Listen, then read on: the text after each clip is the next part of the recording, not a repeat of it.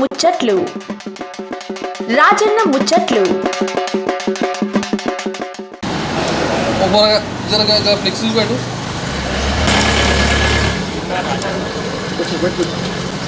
అబ్బా అవు వస్తే ఏమి గింత పడుకున్నావు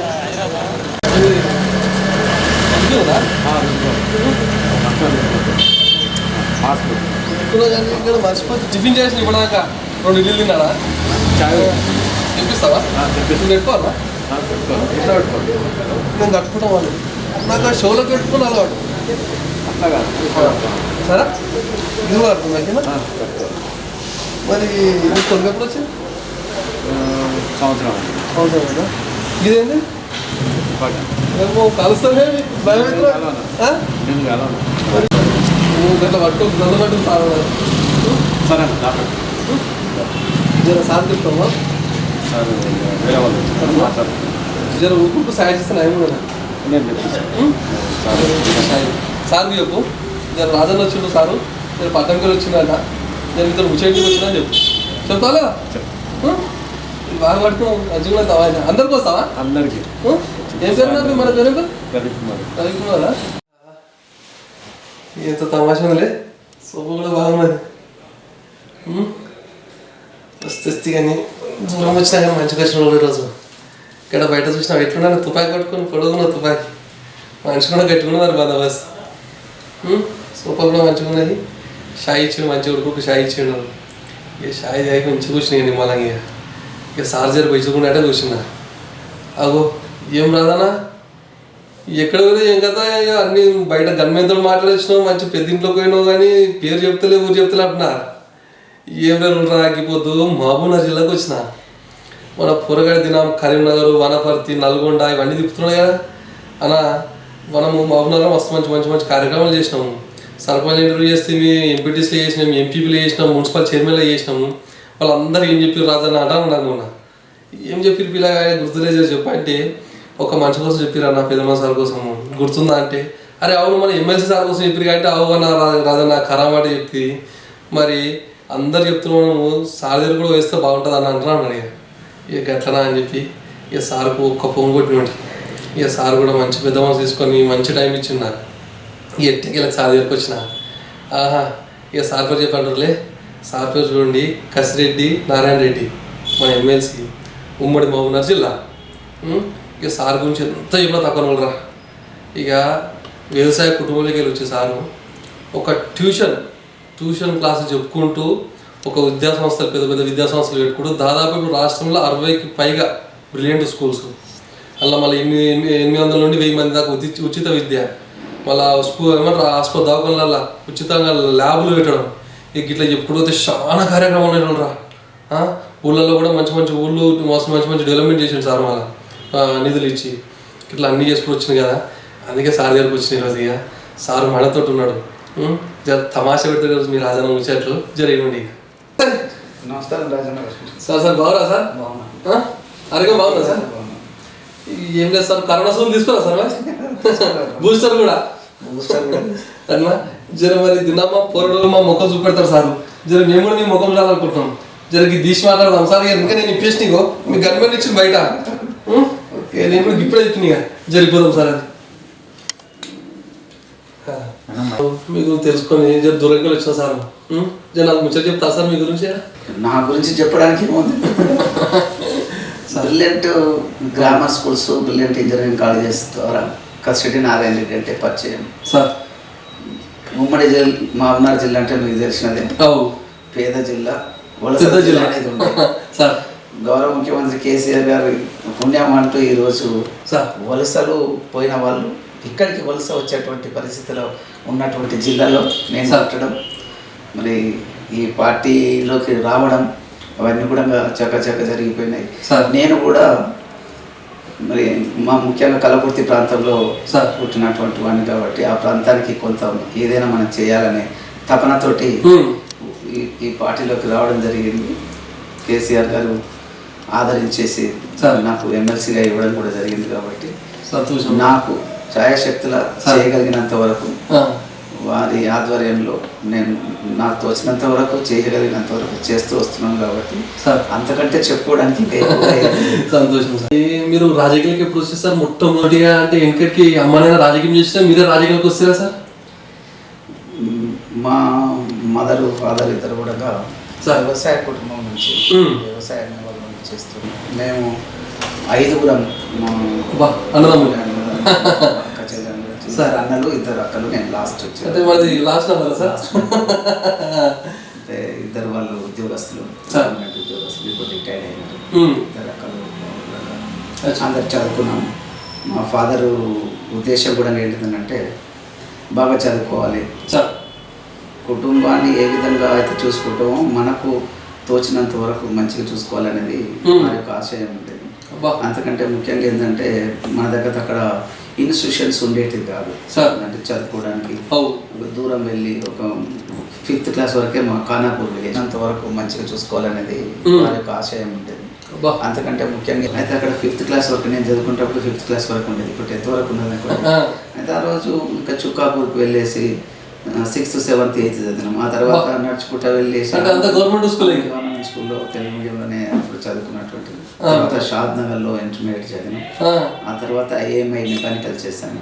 ఎంటెక్ కూడా చదివి 6th 7th 8th చదివినాం. ఆ తర్వాత మా ఫాదర్కు ఏంటిదంటే ఒక మంచి ఉద్దేశం ఏంటిదంటే మేము కష్టపడుతున్నాము, మీరందరూ ఇంకా సుఖంగా ఉండాలి, నలుగురికి ఉపయోగపడేటట్టుగా ఉండాలి, చదువుకుంటేనే బాగుంటుందనే ఉద్దేశంతో వాళ్ళు కాయ కష్టం చేసి కూడా మా అన్నలనైనా మమ్మల్నైనా కూడా చదివించడం జరిగింది. చాలా సంతోషం ఏంటిదంటే ఆ రోజు చదువుకున్న దానికి ఒక ఇన్స్టిట్యూషన్స్ పెట్టడం జరిగింది. ఇప్పుడు 1987లో ఇన్స్టిట్యూషన్స్ స్టార్ట్ చేయడం జరిగింది. విలియన్ గ్రామర్ స్కూల్ దిల్షునగర్లో స్టార్ట్ చేయడం జరిగింది. ఆ తర్వాత ఇక్కడ చదువుతున్నప్పుడు ఏంటంటే ఇక్కడ ఉన్నది ఇంగ్లీష్ మీడియం స్కూల్స్. కానీ మా ఫాదర్ ఆశయమైనా నేను పడ్డటువంటి బాధలైనా కూడా మా గ్రామాలలో ఇన్స్టిట్యూషన్స్ లేకుండా కాబట్టి జనరల్గా 10th క్లాస్ వరకు అందుబాటులో ఉన్నాయి. కానీ ఇంటర్మీడియట్ ఎడ్యుకేషన్ నుంచి అందరూ డ్రాప్ అయ్యేవాళ్ళు.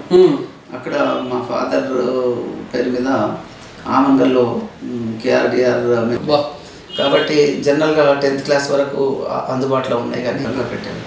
దాని నుంచి వేలాది మంది స్టూడెంట్స్, అందులో బీద విద్యార్థులు. వాస్తవంగా చెప్పాలంటే ఇప్పుడు చెప్పుకోవడానికి ఒక తృప్తి ఏంటిదంటే ఆ రోజు బీద వాళ్ళు ఎవరంటే ఎస్టీ ఎస్సీ వాళ్ళు ఎక్కువగా ఉంటారు.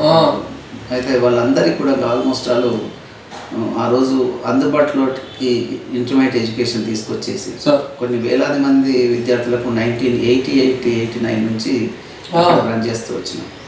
సరే ఈరోజు మన గవర్నమెంట్ వచ్చిన తర్వాత చాలా ఇన్స్టిట్యూషన్స్ వచ్చినాయి, గవర్నమెంట్ ఇన్స్టిట్యూషన్స్ వచ్చినాయి. ఇంకా ఇప్పుడంటే అందుబాటులో ఉన్నాయి కానీ అప్పుడు ఆ రోజుల్లో చాలా ఇబ్బంది ఉండేది. అంటే మా ఫాదర్ యొక్క ఆశయం ఏంటంటే అందరికీ మంచి అందించే విధంగా చేయాలని చెప్పడం. మన గురించి ఇంకా ఇంగ్లీష్ మీడియం స్కూల్స్, విలియన్ గ్రామర్ స్కూల్స్ హైదరాబాద్లో ఇక్కడ పెట్టినా అప్పుడు 9 స్కూల్స్ పెట్టడం జరిగింది. ఆ తర్వాత డిస్ట్రిక్ట్స్లలో ఉన్న వాళ్ళకి ఇబ్బందిగా ఉంటుందనే ఉద్దేశంతో కొన్ని బ్రాంచెస్ కూడా స్టార్ట్ చేయడం జరిగింది. మా ఊళ్ళలో ఎక్కువగా చేసి హైదరాబాద్లో ఇక్కడ పెట్టినా అప్పుడు 9 స్కూల్స్ పెట్టడం జరిగింది. ఆ తర్వాత డిస్ట్రిక్ట్స్లలో ఉన్న తక్కువ ఫీజు తోటి ఎక్కువ మంది విద్యార్థులు చదివించాలనేది ధ్యేయం. ఆ విధంగానే బీద వాళ్ళకు కొంత అందుబాటులో ఉండే ఫీ స్ట్రక్చర్ తోటి చాలా తక్కువగా కంపారిజన్ చేస్తే ఎక్కడ ఏ చిన్న స్కూల్ తోటి కంపేర్ చేసుకునే ఈ ఫీ స్ట్రక్చర్ తక్కువ ఉండే విధంగా చేసుకుంటూ వచ్చాం. కాబట్టి చాలామంది విద్యార్థులు బీద విద్యార్థులకు ఉపయోగపడ్డది. కాలక్రమేణా ఏంటిదంటే 2008-9లో సరే సంస్థ కూడా చిన్న స్కూల్ తోటి కంపేర్ చేసుకునే ఈ ఫీ స్ట్రక్చర్ తక్కువ ఉండే విధంగా చేసుకుంటూ వచ్చాం. కాబట్టి చాలామంది విద్యార్థులు బీద 3 ఇంజనీరింగ్ కాలేజీలు కూడా స్టార్ట్ చేయడం అయింది. ఇక్కడ రామోజీ ఫిలిం సిటీకి దగ్గరగా హయత్ నగర్ అంటే ఇప్పుడు అబ్దుల్లాపూర్లో చేయడం కొన్ని వేలాది మంది విద్యార్థులకు అవకాశం వస్తుంది. దాదాపు 50,000 పైన విద్యార్థులు ఇప్పుడు సంస్థలు కూడా చదువుతూ ఉన్నారు. దగ్గరగా హయత్ నగర్ అంటే ఇప్పుడు అబ్దుల్లాపూర్లో చేయడం కొన్ని వేలాది మంది విద్యార్థులకు అవకాశం వస్తుంది. దాదాపు 50,000 పైన విద్యార్థులు ఇప్పుడు సంస్థలు కూడా చదువుతూ ఉన్నారు. అంటే ఇంతకన్నా ముందు మీరు ట్యూషన్ కూడా చెప్పారని తెలిసింది సార్. అంటే అక్కడ ఇంటర్మీడియట్ అయిపోయిన తర్వాత హైదరాబాద్ షిఫ్ట్ అయినా చెప్పాను కదా, చిన్న ఫ్యామిలీ వ్యవసాయ కుటుంబం.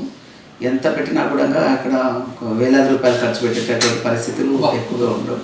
ఆ టైంలో ఏంటంటే నేను ఇంటర్మీడియట్ అయిపోయిన తర్వాత ఇక్కడికి వచ్చి ఇంజనీరింగ్లో జాయిన్ అవ్వాలనుకున్నాం. ఆ రోజు ఎంసెట్లో మంచి ర్యాంక్ వచ్చినా కూడా ఏంటంటే తొందరగా అయిపోతుందని ఏఎంఐలో జాయిన్ అయ్యాను.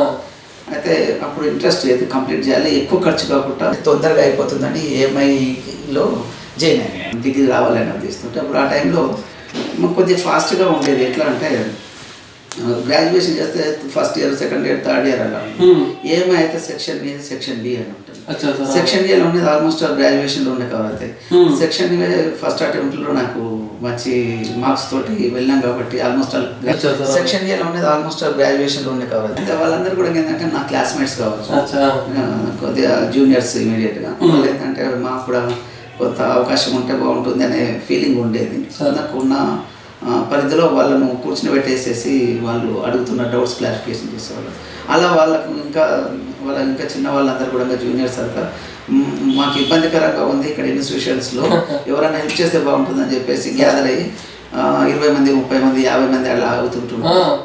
ఇంకా రోజు ఇక్కడ ఇన్స్టిట్యూషన్స్లో ఎవరైనా హెల్ప్ చేస్తే బాగుంటుందని చెప్పేసి గ్యాదర్ అయ్యి 20 మంది, 30 మంది, 50 మంది అలా అవుతుంటున్నారు. ఇక అదే క్రమంలో వాస్తవానికి ట్యూషన్ మాదిరి అయింది. వాళ్ళు ఇచ్చినా తీసుకునేది ఎందుకంటే వాళ్ళకి హెల్ప్ చేయాలని ఉద్దేశంతో.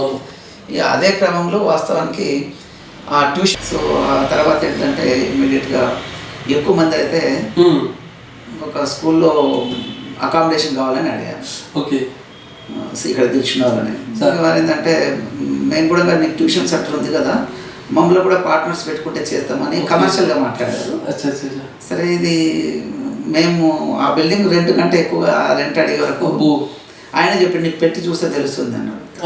కాబట్టి మేము ఇన్స్టిట్యూషన్ స్టార్ట్ చేసినాం. నాకు ఆ థాట్ లేకపోయిండే మొదలు గ్రామర్ స్కూల్ ఇక్కడ పెట్టాలి. సో ఆ టైంలో అకామిడేషన్ కోసడానికి, ట్యూషన్ సెంటర్ కోసడానికి పెట్టినటువంటిది. వాళ్ళు హ్యాపీగా ఉన్నారు. ఒక 2-3 సంవత్సరాలు బాగా సీరియస్గా మ్యాథ్స్ కానీ ఫిజిక్స్ కానీ చెప్తూ వచ్చింది. తర్వాత నాది ఏఎంఐ కూడా కంప్లీట్ అయిపోయింది. అప్పుడు ఆ స్కూల్స్ స్టార్ట్ అయింది. 2-3 సంవత్సరాలు బాగా సీరియస్గా మ్యాథ్స్ కానీ ఫిజిక్స్ కానీ చెప్తూ. ఈరోజు ఒక తృప్తి ఏంటంటే చాలామంది పేద విద్యార్థులు, తెలివైనటువంటి విద్యార్థుల కోసడానికి చేసినటువంటి అక్కడ సంస్కరణలు తీసుకొచ్చి చేసినాం. ముఖ్యంగా చెప్పాలంటే మన స్టూడెంట్స్ ఎక్కువగా ఐఐటిలో సక్సెస్ అయ్యేవాళ్ళు కాదు. రామయ్య గారు మాత్రమే కోచింగ్ ఆయన ఇంటి దగ్గర ఉండేది. అప్పుడప్పుడే ఆయన ఫేమస్ అవుతుంది. అయితే ఆ టైంలో అసలు యాక్చువల్గా ఎందుకు మన స్టూడెంట్స్ ఐఐటిలో సెలెక్ట్ అవ్వలేకపోతున్నారు, దానికి రీజన్ ఏంటంటే బేసిక్స్ మామూలుగా 8th క్లాస్, 9th, 10th క్లాస్లో ఉన్నటువంటి కాన్సెప్ట్స్ ఏవైతే ఉన్నాయో వాటిని ఇంటర్మీడియట్లో తరోగా చదవలేనటువంటి పరిస్థితి ఉన్నది. కాబట్టి వాళ్ళు అర్థం చేసుకోలేక ఐఐటిలో సక్సెస్ అవుతలేరు అనేది ఒక ఆలోచన వచ్చిన తర్వాత మేము ఆలోచన చేసి ఏంటంటే ఈ 8th, 9th, 10thలో మనము ఐఐటి ఫౌండేషన్ ఆ బేసిక్స్ నేర్పించినట్లు అవుతాయి మన స్టూడెంట్స్ ఎక్కువగా సక్సెస్ అవ్వడానికి అవకాశం ఉంటుందని చెప్పేసి స్కూల్ లెవెల్లో ఒక ఇంటిగ్రేటెడ్ ప్రోగ్రామ్ తీసుకురావడం జరిగింది. నేను అనుకుంటున్నాను బహుశా ఇండియాలో it is the first time concept IIT program, target IIT, target MBBS తీసుకొచ్చి బ్రహ్మాండంగా చేసాం. కొన్ని వేలాది మంది విద్యార్థుల పరంగా అవకాశం వచ్చింది. ఇప్పుడు ఈరోజు మన తెలుగు రాష్ట్రాలలో అంతటి నుంచి వచ్చేవాళ్ళు, విజయవాడ నుంచి ఇక్కడికి వచ్చిన మంది విద్యార్థుల పరంగా అవకాశం వచ్చింది. ఇప్పుడు ఈరోజు చాలా బ్రహ్మాండంగా సక్సెస్ అయిపోయిందని చెప్పవచ్చు. అంటే మన విద్యార్థులు తెలుగు రాష్ట్రంలో ఐఐటిలో ఈ రోజు కూడా ఎక్కువ నెంబర్ వస్తుంది.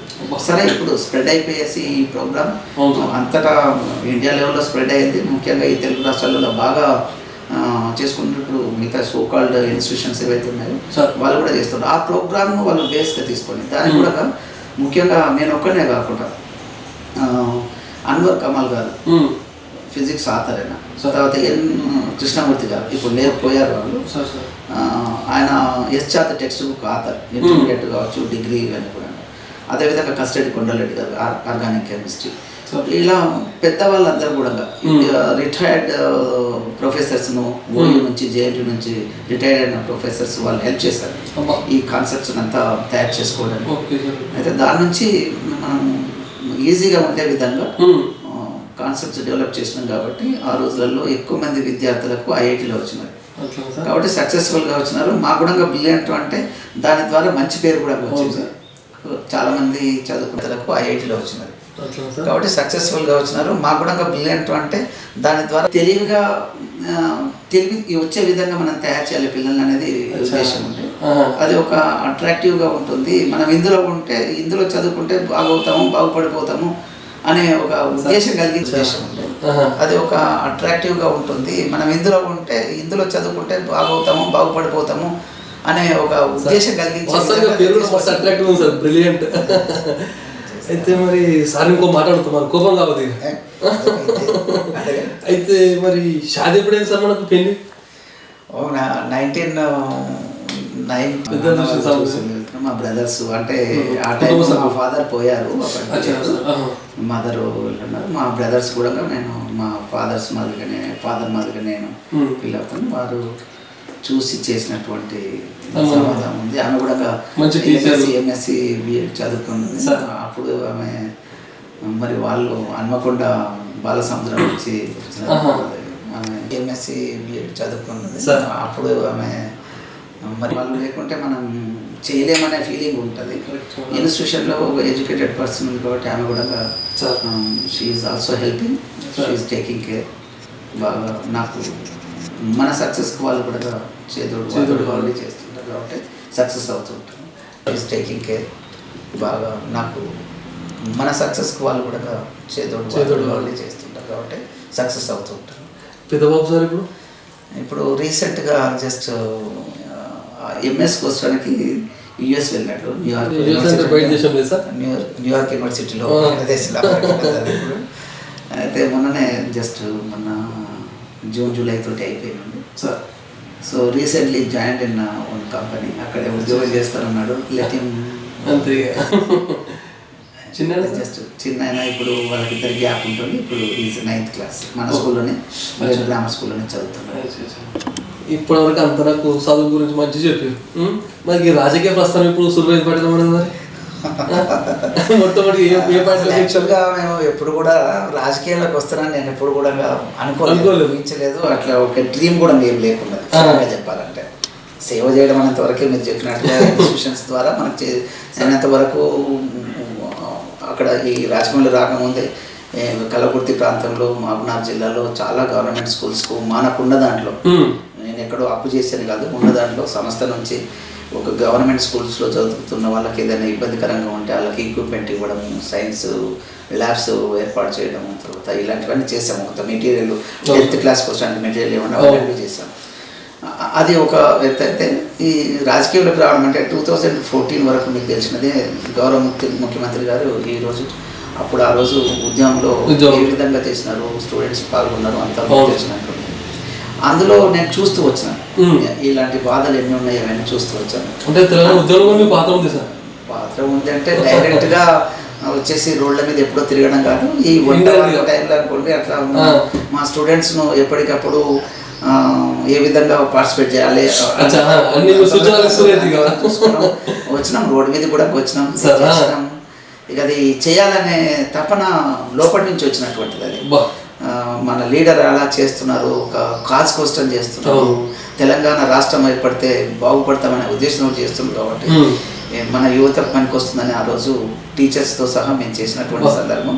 మాకు చేతనైనంత వరకు ఏ విధంగా చేయగలిగినామో చేసినాం. అది చాలా గొప్పగా చెప్పుకోకుండా ఆ విషయంలో మేము కూడా అందులో పాల్గొన్నాం అనేది ఒక తృప్తి అయితే ఉంది. అయితే ఆ 2014లో వాస్తవానికి నేను రాజకీయాల్లోకి రావద్దు కానీ ఒక పెద్ద నాయకుడు ఆ టైంలో మాట్లాడుతూ ఈ ప్రాంతంలో కొంత వ్యాక్యూమ్ ఉంది, ఇది వస్తే బాగుంటుంది, కొన్ని సేవలు చేసినటువంటిది ఒక ఎడ్యుకేషనిస్ట్ వస్తే బాగుంటుంది అని చెప్పేసి ఆ రోజు చెప్పిన సందర్భంలో అక్కడ వెళ్ళి తిరిగిన. అయితే ఆ గ్రామాలలో తిరుగుతున్నప్పుడు 2014 ఏప్రిల్లో ఎలక్షన్ అయింది, 30th. అయితే జస్ట్ 2 months బిఫోర్ నేను అక్కడ తిరిగినాను. అంటే ఫిబ్రవరిలో మెయిన్గా కలకుర్తి ప్రాంతంలో వెళ్తే వాస్తవానికి చెప్తున్నాను, అక్కడ తండాలు ఎక్కువగా ఉంటాయి, గిరిజన తండాలు ఎక్కువగా ఉంటాయి. చాలా 200 తండాలు దాదాపుగా ఉంటాయి అక్కడ ఆ ప్రాంతంలో. అయితే ఎక్కడికి వెళ్ళాలన్నా కూడా ఒక రోడ్ ఉండేది కాదు, సైకిల్ మీద పోతే కూడా పోయేవాళ్ళు. సరే ఆ టైంలో పోతున్నప్పుడు ఈ తుమ్మ మండలు ఉంటాయి కదా, రోడ్డు పక్కన వాటర్ లేనటువంటి పరిస్థితి, కరువులో ఉండదు, అవి ఆ మండలన్నీ ఇట్లా కొట్టుకునేటువంటి పరిస్థితులు. మేము కార్లో పోతే మోటార్ సైకిలే పోయినటువంటి పరిస్థితి, అది కార్లో పోతే ఎలా ఉంటుంది అది చూస్తే నాకు కొద్దిగా ఇబ్బందికరంగా అనిపించింది ఒకసారి స్టడీ చేస్తే. ఈ రోడ్ల పరిస్థితి అట్లా ఉంది. ఆ రోజు నీళ్లు లేకుండా బిందెలు పట్టుకొని వాటర్ ట్యాంక్ కోసడానికి కూర్చునే వాళ్ళు. లిటరల్గా చెప్తున్నాను, నేను గుర్తు చేస్తున్నారు కాబట్టి చెప్తున్నాను. అవి చూస్తే చాలా ఇబ్బందిగా ఉన్నది. ఎడ్యుకేషనల్ ఇన్స్టిట్యూషన్స్ కూడా అంతగా ఎదగలేదు. తర్వాత వ్యవసాయం చూస్తే ఎక్కడ కూడా సాగునీరు లేదు, అలాంటి బాధలు ఉన్నాయి. సో ఆ టైంలో మనం ఏదైనా చేయగలుగుతామా అంటే అక్కడ ఉన్నటువంటి మేధావులు అనుకోవచ్చు. ఒక గోపాల్ అనే టీచర్ ఉంటాడు, ఇప్పుడు still is working in government school, Telugu Pandit.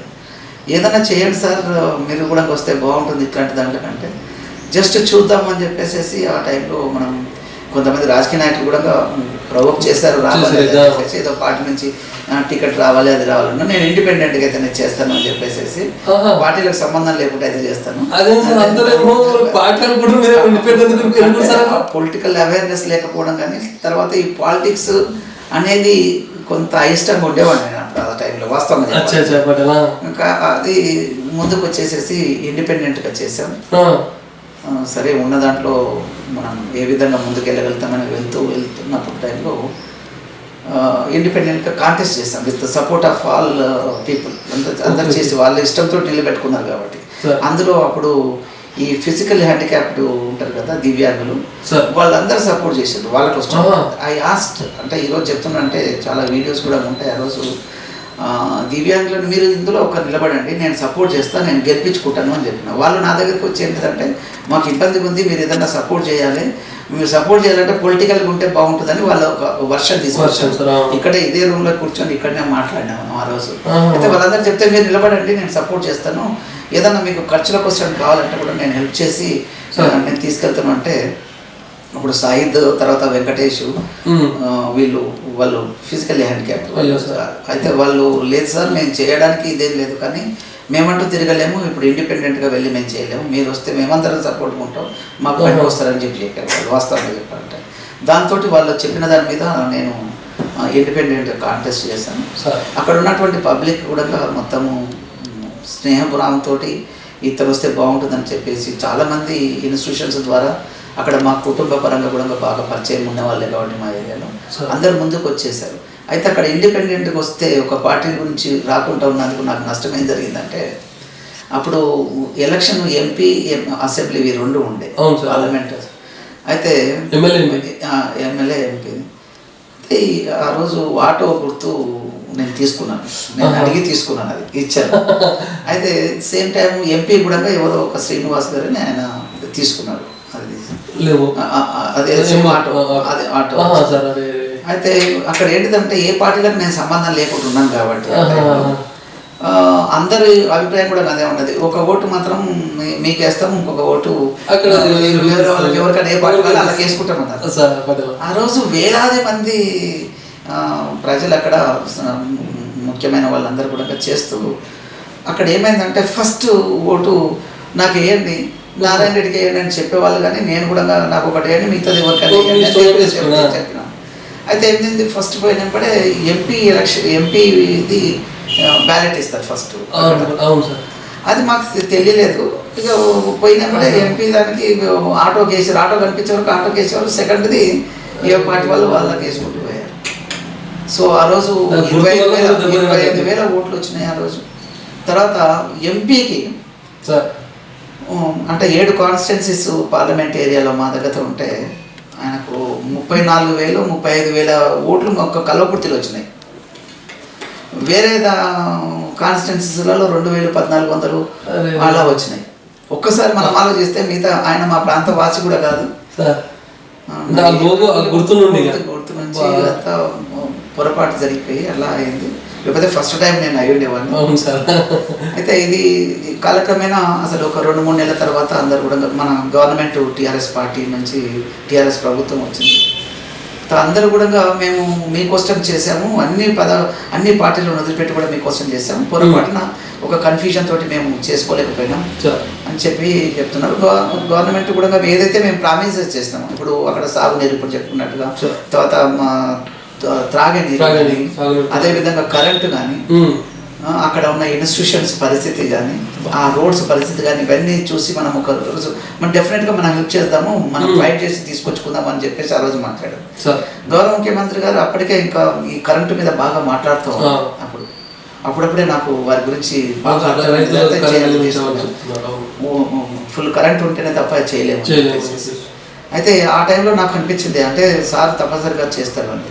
ఒకరోజు మీటింగ్లో అందరు కూడా చెప్పేసేసి గవర్నమెంట్ ఉన్న దాంట్లో ఉంటే బాగుంటుంది, మంచిగా చేస్తున్నారు కదా, తెలంగాణ కష్టానికి తెలంగాణ తీసుకొచ్చిన ముఖ్యమంత్రి గారు అంటే ఇందులో పార్టీలో జాయిన్ అయితే బాగుంటుందని, అంటే పెద్దలు కూడా జాయిన్ అయితే బాగుంటుందని, ముఖ్యంగా నిరంజన్ రెడ్డి గారు, జూపల్లి కృష్ణారావు గారు ఈ పార్టీలో జాయిన్ అవ్వమని చెప్పేసి అడిగినారు. గౌరవ ముఖ్యమంత్రి గారు చెప్తాను మేము. సో వారి అభిప్రాయం వరకు ఆమోదంతో గౌరవ ఈనాటి మంత్రివర్యులు కేటీఆర్ గారు అప్పుడు కల్వకుర్తికి వచ్చేసేసి దాదాపు 30,000 పైచీలకు ప్రజలతోటి ఆ రోజు ఆ రోజు నుంచి వాస్తవంగా వాళ్ళు పెద్ద మనసుతోటి ఒక ప్రోటోకాల్ ఉంటే బాగుంటుంది, ఒక ఇన్స్టిట్యూషన్స్ రన్ చేస్తామని నేను గౌరవ మంత్రివర్యులు కేటీఆర్ గారు ఆ రోజు ఎమ్మెల్సీ ఎలక్షన్ వస్తుంది, అందులో ఇంకొకటి ఇక్కడ పెరుగుతుంది కూడా ఉమ్మడి మహబూబ్నగర్ జిల్లాలో, రంగారెడ్డి జిల్లాలో, కరీంనగర్లో, ఇందులో నుంచి నేను చేయాలని చెప్పినారు. వాళ్ళు మంచి ఉదయంతో ఇచ్చినారు. నాకు కూడా అవకాశం వచ్చింది కాబట్టి అప్పుడు ఇచ్చినారు, గెలిచినాను ఎమ్మెల్సీని. మంచి జరుగుతుందనే అభిప్రాయంతో వెళ్ళాను. రోజు కూడా ఇన్స్టిట్యూషన్స్ మీద ఏ విధంగా అయితే తపనతోటి చేశాము, మన ప్రాంతానికి నాకు ఒకసారి అవకాశం వచ్చింది ప్రజాప్రతినిధిగా, ఎమ్మెల్సీగా, కాబట్టి చేయాలనే ఉద్దేశంతో నా ఛాయశక్తిలో చేశాను. గవర్నమెంట్ కూడా అలానే చేసింది. ఏదైతే నేను ప్రచారాతంలో ఎక్కేసి ఇండిపెండెంట్గా నేను చెప్తూ వచ్చినాను, ఆ రోజు నేను ఒక మేనిఫెస్టో విడుదల చేసినాను. అవి నేను చూసుకుంటే కేసీఆర్ గారు ఉన్నాయి, అన్ని అందులో ఉన్నాయి. అయితే నేనేమి ఇంకా సాల్వ్ చేస్తున్నప్పుడు ఎంత హ్యాపీగా ఉంటుంది, నా కోరికలన్నీ తీరుతున్నాయి, మన ప్రజల అభిమతం ఏదైతే ఉందో అవన్నీ చేయగలుగుతుండ్రు కదా, చాలా గొప్పగా ఉంది అని చెప్పేసి ఆ రోజు ఇంటింటికి పంచాము. మా దగ్గర కూడా స్టాఫ్ ఎక్కువ మంది ఉండరు కదా, వాళ్ళు కూడా వచ్చి అంతటా ఇంటింటికి ఇచ్చిపోయినారు. వాళ్ళు ఒక 4-5 రోజులు వచ్చి తిరిగి వాళ్ళు అంతా ఇచ్చేసి వెళ్ళారు, ఇంటింటికి ఇచ్చిపోయినారు వాళ్ళు. అవన్నీ చూసి ఇవన్నీ చేస్తే బాగుంటుంది అన్నది. అయితే గౌరవ ముఖ్యమంత్రి గారు అవన్నీ చేస్తూ వచ్చినారు. చాలా బ్రహ్మాండంగా ఉన్నది. మన దగ్గర ఇప్పటికి కూడా ఇంకా కొంత కావాల్సిన అవసరం ఉంది. ఆ రోజులలో ముఖ్యంగా సాగునీరు ఇబ్బందిగా, త్రాగునీరు గురించి వస్తే నేను ఎమ్మెల్సీ అయిన తర్వాత 3 కోట్ల రూపాయలు కాన్స్టిట్యూన్సీ డెవలప్మెంట్ ఫండ్ అని చెప్పేసి ముఖ్యమంత్రి గారు ఇచ్చినటువంటిది, అది మేము ఖర్చు పెట్టవచ్చు అవసరాలను పట్టేసేసి మంచి పనులకు స్టార్ట్ చేయాలి. అయితే ఎక్కడ వెళ్ళినా కూడా మా ఊళ్ళో నీళ్ళు వస్తలేవు, బోర్ వేయండి, ఇక ఇది చాలా కష్టంగా ఉంది, ఒక ట్యాంకర్ కొనిచ్చండి, ఇట్లాంటివి అడుగుతున్నారు. అసలు ఈ 3 కోట్ల రూపాయలు కూడా ఇంచుమించుగా ఆ నీళ్ళ కోసం లేదు, వాళ్ళకు ఎండలకు కిందికి వెళ్ళిపోతుండే, భూగర్భ జలాలు పోయినాయని చెప్పేసి కదా, ఆ డెప్త్కి వెళ్ళిపోతుండే. అయితే అవన్నీ ఎండిపోతూ ఉండే బోర్ను, కాబట్టి నీళ్ళు తాగడానికి ఇబ్బంది పడుతుండే. సార్ పుణ్యం అంటూ మరి ఆయన ఆలోచన, ఆయన మేధాశక్తి, తర్వాత అతని ఆశయం ప్రజలు బాధలు తీర్చాలని ముఖ్యమంత్రి మిషన్ భగీరథ ద్వారా నీళ్ళు వచ్చినాయి, ఇంటింటికి నీళ్లు ఇవ్వడం, అది ఏదైతే చెప్పిండ్రో అది చెప్పనటువంటి కోట్ల రూపాయలు ఖర్చు పెట్టేసి చేసినారు. నేను I felt really very happy. ఈయన హీరో అనేది ఒక ఫీలింగ్ ఉన్నది. ఎమ్మెల్సీ సార్ అయితే మరి అయినాక ఏం కార్యక్రమాలు చేసేసారు మరి మన దగ్గర? ముఖ్యంగా మనము వ్యవసాయ కుటుంబాలు, వ్యవసాయం మీద ఆధారపడినటువంటి వ్యక్తులు కావచ్చు, కుటుంబాలు పూర్తి ప్రాంతాల్లో ముఖ్యంగా మహబూబ్నగర్ జిల్లాలో అయితే ముఖ్యమంత్రి గారి ఆశయాలు, అక్కడ పెండింగ్ ప్రాజెక్ట్స్, ముఖ్యంగా మహాత్మా గాంధీ కల్వకుర్తి ఎత్తిపోతల పథకం అక్కడక్కడ తొలిసి వదిలిపెట్టేశారు. కాంగ్రెస్, తెలుగుదేశం అన్ని సంవత్సరాల నుంచి వాళ్ళు మొదలుపెట్టినా చేయలేని పరిస్థితి, వేలాది కోట్ల రూపాయలు అవసరం వచ్చింది. గౌరవ ముఖ్యమంత్రి గారు తీసుకున్న నిర్ణయం ఏంటిదంటే వీటిని పెండింగ్ ప్రాజెక్ట్స్ అన్ని కంప్లీట్ చేయాలి, తర్వాత కొత్త ప్రాజెక్టులకు వెళ్ళాలనేది వారి ఆశయం. ఆ పెండింగ్ ప్రాజెక్టు అసలు యాక్చువల్గా సిల్వేర్ దగ్గర మిడ్జిల్ మండలంలో మన కలవకుర్తికి రావాలంటే అక్కడ ఒక పెద్ద వాగు డిండి వాగు డిండి వాగు. ఉంటుంది. అవును సార్. అక్కడ యాక్విడక్ట్ అది నిర్మిస్తేనే తప్ప ఇక్కడ నీళ్ళు రావు. ఓకే. కాబట్టి నేను ఆ ప్రాంతంలో నేను కొత్తగా వచ్చినా ఎమ్మెల్సీగా ఏదైనా చేయాలనే ఒక తప్పన ఆ బ్రిడ్జ్ అంటే ఆ యాక్విడక్ట్ కంప్లీట్ అయిపోతే మనకు నీళ్ళు రావడానికి అవకాశం ఉంటుంది సార్. కాబట్టి అప్పుడు ఇరిగేషన్ గౌరవ మంత్రి గారు హరీష్ రావు గారు చాలా యాక్టివ్గా బాగా తిరిగి పనులు చేస్తూ ఉండే, నీళ్ళు రావాలని చెప్పేసి చాలా యాక్టివ్గా ఇన్స్పెక్షన్స్ వస్తుండే, అన్ని చేస్తుండే. ఇది కావాలి మాది కంప్లీట్ చేయండి సార్ అని అడిగినాను, ఒకసారి అడిగినాను. అదేముంది చేయండి, ఉండి మీరు ఇక్కడ ఉన్న వాళ్ళు బాగా తిరిగి చేసుకుంటే తొందరగా అవుతాయి. అవి ఈ కాంట్రాక్టర్స్ ఇబ్బంది పెట్టున్నారు, ఎప్పుడో తీసుకున్నటువంటి కాంట్రాక్టర్స్ వాళ్ళు, ఇప్పుడు మన ప్రభుత్వం వచ్చినాక కాదు, అంత మొదటి నుంచి ఉన్నటువంటి వాళ్ళు, కాబట్టి వీళ్ళు యాక్టివ్గా లేరు, వెంబడిపడి చేసుకోవాల్సిన అవసరం ఉంటుందని ఒకరోజు జస్ట్ కలిసినప్పుడు అన్నారు. అయితే యాక్టివ్ అంతా బూడిద అట్లా పెద్ద వాగు, అది నిండి వాగు. దాన్ని కంప్లీట్ చేయడానికి యాక్చువల్గా వెళ్తే కాంట్రాక్టర్ తోటి మాట్లాడిన వాళ్ళంతా డీలు గవర్నమెంట్లో మనకు ఆ ఇంజనీర్స్ తోటి మాట్లాడితే ఇది పెండింగ్ సార్, ఇది అయిపోయింది, ఇప్పుడు అవుతుందో కాదో అని చెప్తున్నారు. అయితే అప్పుడు కొద్దిగా ఉత్సాహం ఎక్కువ కదా, అసలు వాళ్ళందరూ చేయకపోతే మనమే చేద్దాము, ఏమవుతుంది ఇది చేద్దాం, ఉన్న దాంట్లో కొంత మన సంస్థ ద్వారా కానీ మన సర్కిల్ చేసుకొని కొంత ముందుకు వచ్చేసాం, మేము పెట్టేస్తాం చేస్తాము అని చెప్పేస్తే అప్పుడు వాళ్ళు ఆ కాంట్రాక్టర్కు తెలిసి ఇదంతా ఎట్లా అవుతుందని చెప్పేసి మెల్లగా 5-6 నెలలు టైం తీసుకున్నాడు ఆయన, స్టార్ట్ చేసినాను. తర్వాత అక్కడ కల్వకుర్తి ప్రాంతంలో నీళ్లు రావాలని అంటే అక్కడ పెండింగ్ ఒకటి ఏముంది అంటే హైకోర్టులో కోర్టులో కేసు వేశారు, ఇది మా భూముల నుంచి కాలువ పోవద్దు అని చెప్పేసి. ఆ రోజు అంటే బాగా అసలు కాంప్లికేటెడ్ ఇష్యూ అది. అక్కడ మా ప్రాంతం నుంచి మా దాంట్లో నుంచి ఊళ్ళో నుంచి పోవద్దు, కాలువ దిగొద్దు అని చెప్పి తోవద్దు. అక్కడ తోవకపోతే నీళ్ళు ముందు రావు. కాబట్టి యాక్విడక్ట్కి ఎంత వర్క్ చేసామో అట్లనే ఆ కాలువల భూముల కోసం కూడా అక్కడ కూర్చొని వాళ్ళందరినీ ఒప్పించేసి మనకు ఒక అవకాశం వచ్చింది, మన రైతులు బాగుపడడానికి ఇది ఒక అవకాశం వస్తుందని చెప్పి చెప్పినాము. అయితే గవర్నమెంట్ ఇచ్చే డబ్బులు మాకు సరిపోదు అనేది వాళ్ళ ఒక గవర్నమెంట్ కూడా ఇచ్చగలిగింది ఒక పద్ధతి ప్రకారం చేస్తారు, ఒక యాక్ట్ ఉంటుంది, ఆ యాక్ట్ ప్రకారం ల్యాండ్ యాక్విజిషన్ జరుగుతుంది. అయితే వాళ్ళు ఏంటిదంటే ఇది పోవాలంటే నా కోర్టులో పెండింగ్ ఉన్నటువంటి వాళ్ళకు వాళ్ళని ఒప్పించారు, కోర్టు దాన్ని అక్కడ పక్కకెట్టేసేసి మనం ఇది ఏ విధంగా చేద్దామంటే మాకు కంపెన్సేషన్ గవర్నమెంట్ ఇచ్చేది కూడా సరిపోదు అంటే కొంత లైన్ కూడా మార్చగలిగితే బాగుంటుంది సార్ అని హరీష్ రావు గారికి రిక్వెస్ట్ చేస్తే తను ఇంజనీర్స్ కూడా చెప్పారు, నేను కూడా మాట్లాడాను. కొద్దిగా సైడ్ నుంచి తీసుకెళ్తే కూడా ఏం నష్టం ఏమి వస్తుంది దీని నుంచి, ఎక్కువ బడ్జెట్ కూడా ఎక్కువ కాదు అన్నారు. అయితే ఆ పక్కన ఉన్న వాళ్ళకి అందరికీ అందులో లేదు కాబట్టి వాళ్ళకందరికీ డబ్బులు నేనే ఇచ్చేసేసి ఆ రోజులో అది స్టార్ట్ చేయించాను, సొంత డబ్బులతో చేయించాను. హరీష్ రావు గారు కూడా ఆ రోజు మంచి సపోర్ట్ చేసినారు, వారి బ్లెస్సింగ్స్ అనుకోని గౌరవ ముఖ్యమంత్రి గారి బ్లెస్సింగ్స్. ఆ రోజు అది ముందుకెళ్ళింది, ఆ నీళ్ళు వచ్చినాయి. అప్పుడు 34,000 ఎకరాల పొలాలు పండి ఒక కలవకుర్తి మండలంలోనే, ఒక కలవకుర్తి. అక్కడ నుంచి కాలక్రమేణా ముఖ్యంగా ఈ ప్రాంతం అంతా మారాలని నేను అనుకుంటున్నాను, ఆ ప్రాంత భాష కాబట్టి అక్కడ జంగారెడ్డిపల్లి అని చెప్పేసి అక్కడ నుంచి నాగిల్ వరకు అంటే మాడుగుల మండలం వయా వెల్దండ, తర్వాత ఆమంగల్ మండలం, అది డిస్ట్రిబ్యూటరీ కెనాల్ D82 అని చెప్పేసి దాన్ని చేస్తే బాగుంటుందని. అప్పటివరకు అందులో లేదు అసలు యాక్చువల్గా, ఇది ఆ ప్రాజెక్ట్లో ఏమీ ఇంక్లూడ్ అయ్యలేదు.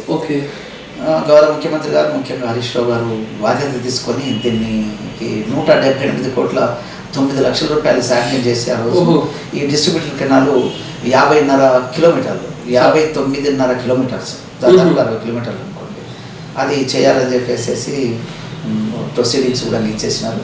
సో ఆ డబ్బు అలొకేట్ అయినా కూడా ఇంకా అది వర్క్ స్టార్ట్ చేయించాం, శీఘ్రగతిన అయింది. సరే ఇప్పుడు అక్కడక్కడ కొంత అక్కడ ఫారెస్ట్ ల్యాండ్ కూడా వచ్చేసి కొద్దిగా వాళ్ళు ఇబ్బంది పెట్టున్నారు, అది దానికోసం కొద్దిగా యాడ్ ఉంది. ఇప్పుడు కొంత భాగానికి నీళ్ళు వెళ్ళిపోయినాయి, వెళ్తాండ వరకు వెళ్ళినాయి, ఇంకా నాగిళ్ళ వరకు వెళ్ళాల్సిన అవసరం ఉంటుంది. ఆ 2 సంవత్సరాలలో బాగా వర్క్ చేసినాం, నేను యాక్టివ్గా ఉన్నాను.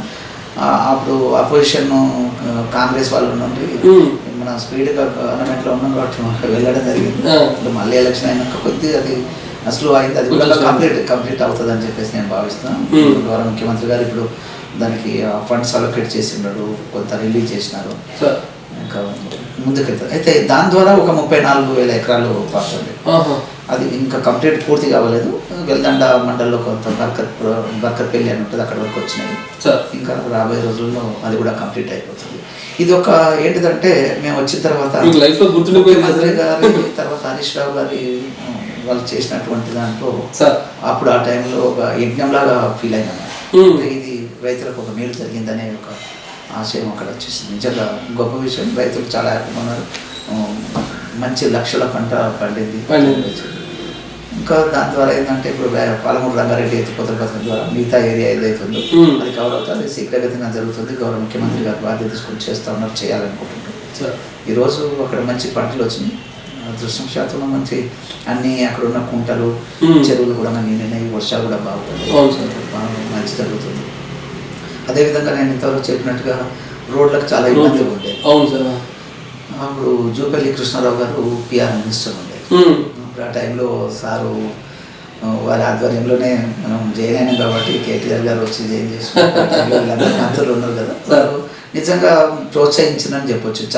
ఇవి చాలా ఇబ్బందికరంగా ఉన్నటువంటి విలేజెస్ ఉన్నాయి. గౌరవ ముఖ్యమంత్రి గారు చెప్తా ఉంటుంటారు ఇవన్నీ కనెక్టివిటీ మంచిగా ఉండాలని చెప్పి లెటర్ పెట్టండి చేద్దామని చెప్తున్నాడు. చాలా దాదాపు ఒక 30 రోడ్ల వరకు ఆయన పిఆర్ నుంచి ఇచ్చినాడు, పంచాయతీ రాజ్ దాని నుంచి. అదేవిధంగా చాలా అప్పటికి జరిగినటువంటివి చాలా 2 సంవత్సరాలలోనే జరిగినాయి అవన్నీ కూడా చాలా ఇచ్చినాడు. అదేవిధంగా అప్పుడు ఈ రోజుల్లో ఏమో దివంగత చంద్రనాల్ గారు గొప్ప విషయం, ఆయన పోయేసి రిక్వెస్ట్ చేస్తే ఆయన కూడా రోడ్స్ ఇచ్చారు మంత్రి గారు. చాలా మంచి హృదయంతో ఇచ్చారు. సార్ అంతా మా దగ్గర తండాలు ఉన్నాయి, ఆ తండాలకు పోవడానికి ఇబ్బంది ఉంది. నేను ఎంతో చెప్పినట్టుగా మండలు అవన్నీ ఉన్నాయి, గుంతలు ఉన్నాయి, ఇవన్నీ ఉంటే ఆయన కూడా దాదాపు ఒక 26 రోడ్లు ఇచ్చినారు. అవన్నిటినీ కంప్లీట్ అయినాయనుకో అంటే మంచి జరిగింది. అంటే మనం గౌరవ ముఖ్యమంత్రి గారు ఈ మంత్రుల సహకారంతో అక్కడ రోడ్లను తీసుకెళ్ళడం జరిగింది. అంతకంటే ముఖ్యంగా ఏంటంటే చాలా గ్రామాలలో వెళ్తుంటే ముఖ్యమంత్రి గారి కేటీఆర్ గారు కానీ హరీష్ రావు గారు కానీ వీళ్ళు చెప్పాలంటే ఊళ్ళలో తిరగాలి, వాళ్ళ సమస్యలు తెలుసుకోవాలి, వాళ్ళకి ఏముంది తెలియాలని నాకు కూడా ఉత్సాహం అనిపించేది. అది పోయి అడిగినప్పుడు వాళ్ళు ఏం చేస్తారు, ఊళ్ళో వెళ్ళినప్పుడు సార్ మా రోడ్డు చూడండి సార్ ఇలా ఉంది, మనం ఇన్ని సంవత్సరాల నుంచి ఉన్నాం కానీ ఇది మా పరిస్థితులు మాత్రం ఇలా ఉన్నాయి, పోవాలంటే వర్షాకాలం వస్తే చాలా ఇబ్బంది అంతా ఉంది. సో అప్పుడు దాదాపుగా 50 కోట్ల పైన 2 సంవత్సరాలలో జూపల్లి కృష్ణారావు గారు చాలా ఊరు ఉన్నదండి కలవకుర్తి అని చెప్పేస్తే కలవకుర్తి కోసం చేసినారు. అక్కడక్కడ నేను ఎమ్మెల్సీగా మిగతా ప్రాంతాలలో కూడా కొన్ని అక్కడ ఉన్నటువంటి ఎమ్మెల్యేల సహకారంతో చేయాలనే ఉద్దేశంతో కొన్ని అక్కడక్కడ మనం చేయడం జరిగింది. కానీ ఎక్కువగా కలవకుర్తి ప్రాంతంలో ఎక్కువ చేస్తాము. మోర్ దెన్ అంటే 57 కోట్ల రూపాయలు సీసీ రోడ్ల కోసం కలెక్ట్ చేయగలుగుతాం. అంటే చాలా పెద్ద నెంబర్. చాలా విలేజ్లలో ఈరోజు రోడ్లు మంచిగా ఉన్నాయి, సీసీ రోడ్లు వేసిన కాబట్టి. తెలంగాణలో టీఆర్ఎస్ ప్రభుత్వం వచ్చిన తర్వాత రోడ్స్ కానీ అవి బాగా అయినాయి. ఇంకా కావాల్సిన అవసరం ఉంది, ఇంకా నేను మొత్తం అయిపోయిందని చెప్పలేదు. కానీ ఆ 2 సంవత్సరాలలో చాలా బ్రహ్మాండంగా అంటే 2016-17 చాలా బ్రహ్మాండంగా అయింది వర్క్. అవన్నీ ఫండ్స్ వచ్చినాయి బాగా అయినాయి.